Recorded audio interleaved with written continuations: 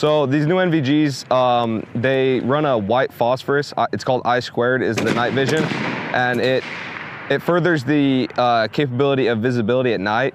The visibility is 10 times better than the the 14s. I really like them. I feel like I said already, the capability of seeing at night, you can see a lot further, a lot more visible. Your depth perception is way better, and then you have the thermal capabilities too, which are it really helps acquiring targets and being able to see better at night. I am Sergeant Angel Berganzo. I'm a recon team leader for Charlie Troop 389. I feel like the capabilities of the new eNVGs allows us to tactically be better and maneuver quicker, being able to see at night with the night vision and the new IR.